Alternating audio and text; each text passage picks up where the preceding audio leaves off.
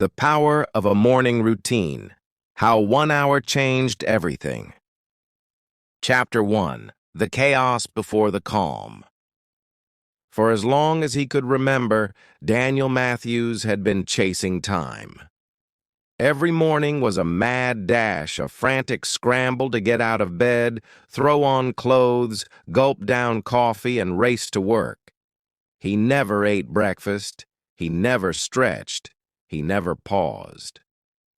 By the time he reached his office each day, his stress level was already sky high, and the day hadn't even begun. Emails piled up, meetings blurred into each other. He worked late, slept late, and repeated the cycle until he could no longer tell where one week ended and the next began. Daniel wasn't lazy. He was ambitious. But despite all his efforts, he felt stuck. His productivity was inconsistent, his health was declining, and his personal life was nearly non-existent. Something had to change. Chapter 2. A Wake-Up Call. It wasn't until a random Tuesday morning, after oversleeping again and missing an important client call, that Daniel finally cracked. Sitting on the edge of his bed, still half asleep, he opened his phone and stumbled across a video titled, "How a Morning Routine Changed My Life." The speaker, calm and composed, talked about waking up early, meditating, planning the day, and exercising, all before the world even stirred.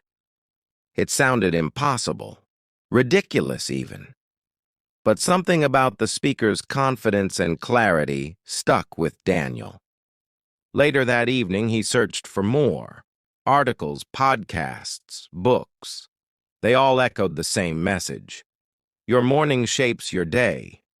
It was a simple idea, yet revolutionary for someone who had always lived reactively. That night, Daniel made a promise to himself. Start tomorrow differently. Chapter 3. The First Attempt. The next morning, Daniel's alarm rang at 5:30 a.m., a full 2 hours earlier than usual. He groaned. Every part of him wanted to hit snooze, but he remembered the promise. He stumbled out of bed, splashed cold water on his face, and made himself a cup of tea. He sat at the kitchen table, staring at the clock. What now? He had no idea how to fill the time. So he pulled out a notebook and jotted down 3 things he was grateful for. It felt strange. But then he wrote 3 tasks he wanted to accomplish that day. Then he stretched for 10 minutes. Just simple moves, nothing fancy.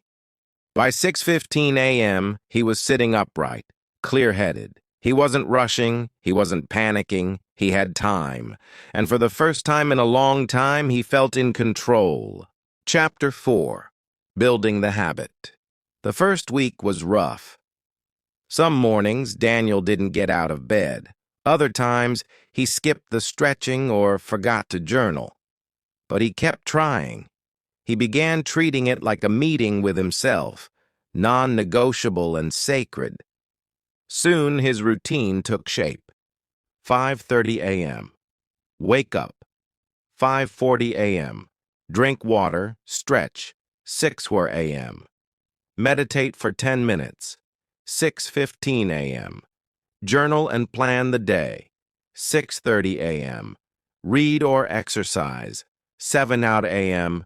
Breakfast, 7:30 a.m. Start work. The impact was immediate. Daniel noticed he was less reactive. He handled stress better. He became more focused. His to-do list wasn't a source of anxiety anymore. It was a guide he created himself every morning. Chapter 5. Unexpected Results. Within 3 months, Daniel's life began to transform. He stopped working late into the night because he no longer wasted hours in the morning. He had more energy, more clarity, and a strange sense of peace. His co-workers noticed. His manager praised his improved efficiency. A promotion came faster than expected. But more than professional gains, Daniel felt personal alignment. He started cooking again, calling friends, even reading fiction at night. Time felt abundant, not because he had more of it, but because he was using it wisely. He understood now. The morning isn't about control. It's about intention. Chapter 6. Sharing the Routine. One afternoon, Daniel was invited to speak at his company's internal development seminar. The topic: work-life balance and productivity. He shared his story. No fluff, just truth. He showed a slide with his routine. There were gasps and chuckles, but when he explained how just one intentional hour each morning changed everything, people listened. After his talk, dozens of colleagues reached out. Some asked for tips. Others shared how they tried waking up early and felt calmer throughout the day. Daniel realized something. This wasn't just his journey, it was a universal struggle. So he wrote about it. First a blog post, then a series. Eventually a small ebook. He titled it, 1 Hour Earlier, A Morning Manifesto. Chapter 7, The Science Behind It. As Daniel dove deeper, he found scientific support for what he had discovered experientially. Morning routines reduce decision fatigue. By front-loading your intentions, you reduce mental clutter later in the day. Cortisol levels are naturally higher in the morning. A calm start helps regulate stress more effectively. Exercise and meditation improve focus and mood.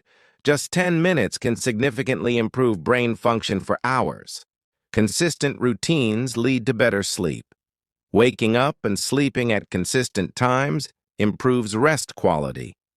The facts only reinforced what he had already felt, that a good morning routine isn't a luxury, it's a foundation. Chapter 8. The Relapse. But progress isn't always linear. 1 month, Daniel traveled for work, stayed in hotels, worked late, and let go of his routine. The old chaos returned: fast, late mornings, rushed meetings, stress. His productivity dipped, and his mood suffered. It was a reminder. The routine wasn't magic. It was a choice, one he had to make daily. So he adjusted. He created a travel version of his morning, shorter but intentional. Stretch for 5 minutes. Gratitude journal, 3 items. Plan top 2 priorities for the day. Quick breathing exercise. Even a 20-minute morning could create the momentum he needed. Chapter 9. The Deeper Shift. Years passed. Daniel didn't just change his mornings, he changed his identity. He became known as the guy who always wakes up early. His friends teased him, but some followed suit. His relationships deepened. His career soared. He no longer felt like he was chasing time. He was leading it. Most importantly, Daniel learned the real gift of a morning routine wasn't just more time, but more intention. He stopped living on autopilot. Chapter 10. A Note to the Reader.